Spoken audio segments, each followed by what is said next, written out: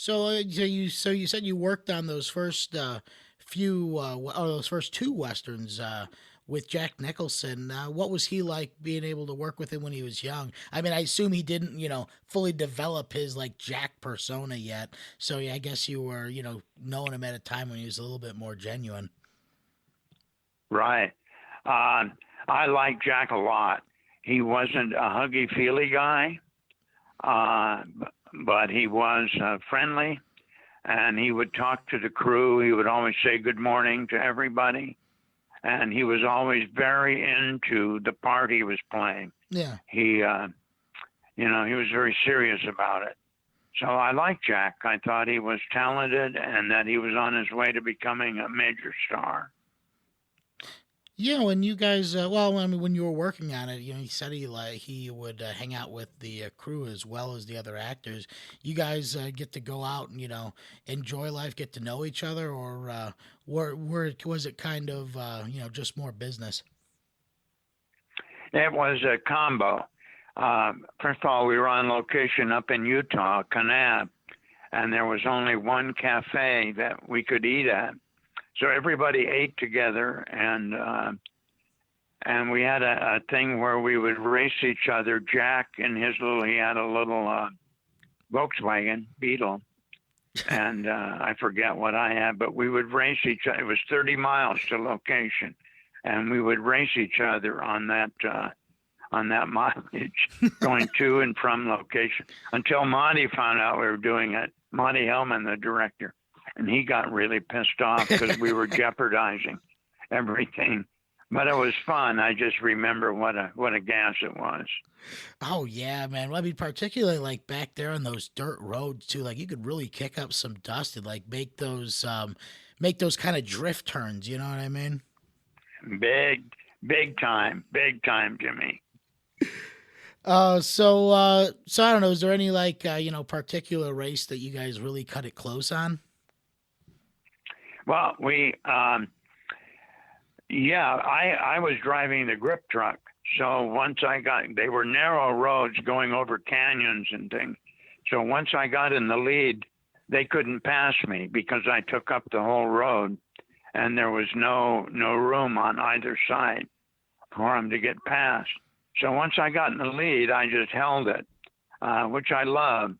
But we had what we would call there were three racers: Jack Nicholson, myself, and Paul Lewis, who later on became a pretty well-known producer. Yeah. Uh, we would always race each other to and from location, and we had what we would call the Governor's Cup race, which was going to be the last big race of the year in Kanab. And so we were at the filling station getting gassed up, getting ready for that race. And Monty Hellman came out and said, "That's it. There's going to be no Governor's Cup race. You're not going to do it. You're not going to do it on my picture."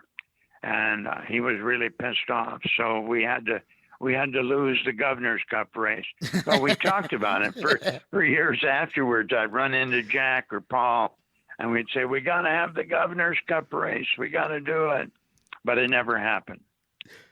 Oh man, I'd love to see that kind of rematch take place too, because I mean, I'm sure now you guys would have way better cars to be able to throw down with.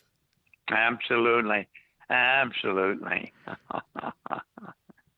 Oh yeah, I mean, I don't know. Jack seems like he'd always be like a fun guy. Now you said there was the one diner. I don't know, was there any kind of nightlife when you guys were on set? That was it. That was the only nightlife we had was that little cafe. Ruby's, I think, was the name of it, as I remember. Uh, we were staying at a little motel and we had to eat at Ruby's, but there was a big hotel, which is where the Daniel Boone people stayed. Okay. And they had a really nice restaurant there, but we had to eat at the little cafe because Paul had made a deal. Paul Lewis was the production manager, and he made a deal with them for our meals. They would serve us lunch and breakfast and dinner at that little cafe. So that was our nightlife. We would congregate there and rib each other and tell lies and carry on and then go back to our motel room. No TV, nothing in the room but the Gideon Bible. That was it. Yeah, I don't know. It seems like even like staying out on set, it'd just be the kind of place you just want a bonfire and a bottle of whiskey. Absolutely. Yeah. Yeah. Good point. So that's really where you cut your teeth and learned how to do stunt work, and then you were actually a stunt coordinator. Then what was it on Hell's Angels on Wheels? Hell's Angels on Wheels. Um, right before then, I did a picture called, I'm trying to think of the name of it now. It doesn't matter, but I met, Man Called Dagger, and I worked for Richard Rush, the director, Hmm. and I loved him. Compared with Ted Michaels and Ray Steckler and some of the other low budget guys, Richard was just a cut above all of them. And I really liked his style and how he talked to the actors and the crew and how he respected everybody and he knew what he was doing. So I got to work with Richard, and Richard was doing a picture called Hell's Angels on Wheels. Paul Lewis was production manager, and Paul knew I had doubled Jack, and Jack was going to be in Hell's Angels. So Paul hired me as stunt coordinator on that film. Now that you were, the coordinator, was there anything specific you wanted to do, with like the motorcycles, apart from, some of the stuff you had done on the horses? Well, yeah, but they didn't want much motorcycle stunts. It was more the story of the relationships. Right. So I didn't get to do any stunt. I had a good stuntman, a little gee, what is his name? I'm so sorry, Jimmy. I can't remember some of these names, but a little fellow that was a good stuntman. And besides him standing on a seat and going down the street on standing on the saddle, there were really no stunts in that movie. Maybe there was a little competition on a hill, going up and down a hill, uh, which we put in the film. But other than that, there weren't really any stunts. There were a lot of fights. Yeah. I do remember that, staging a lot of fights, but motorcycle work, no. They, So that when you really learned how to do the choreography in that. I mean, did you write most of the fight sequences yourself? yes, which is another reason why I loved Richard Rush, because he would tell you basically what he wanted, but then he would leave the set and let you work it out yourself. And then he would come back with the cameraman and you'd show what you had worked out with the stuntman. You'd work it out with the stuntman you had hired. And you'd show them the fight or whatever it was you were going to do. And then they would set camera according to what you had done. So I love that because Richard would just let you. Sometimes you would even get in charge of the camera, so you could tell the cameraman where to be. And the cameraman, I think, was Laszlo Kovacs, who went on to become a great DP, director of photography.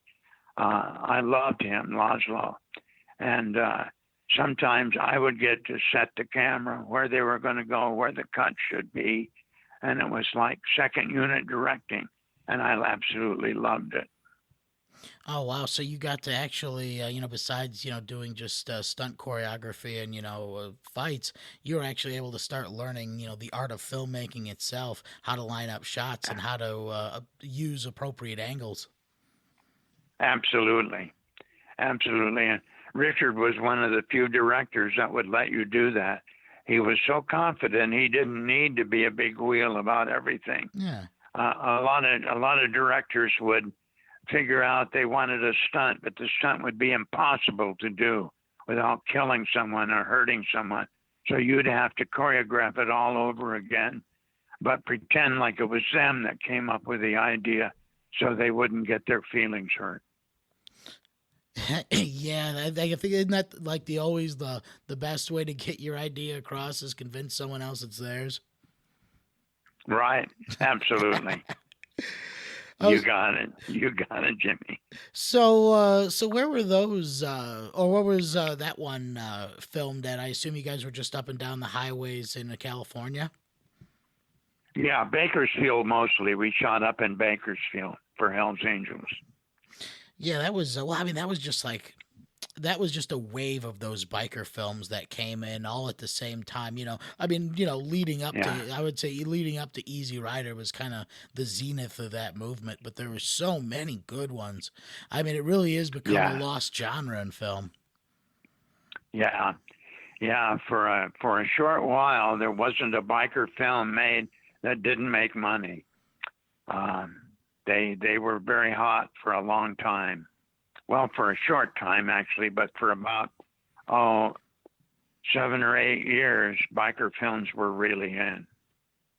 Yeah, I don't know, did any of the biker culture kind of stick with you after you were done working on them? Not me. Um, Maybe some of the other guys. I don't think so. But we did pal around. Some of the bikers wanted to become stuntmen, Hmm. and some of them were cool and they could do it. But most of them were too wasted all the time to count on, because doing stunts is, as I say, choreography. 1, 2, and I'll throw a roundhouse to the right side of your face. Hmm. So you choreograph it and you can expect it. Well, they would be so stoned or so wired that they would forget the choreography and they would just start hitting each other, which, as you know, doesn't work. Yeah, that never looks pretty, man. I mean, like whenever you like watch like real fights, like they're usually just like yeah, they're usually just brawls, There's no kind of grace to them that you find with those No, choreographed fights. absolutely, absolutely. Good point.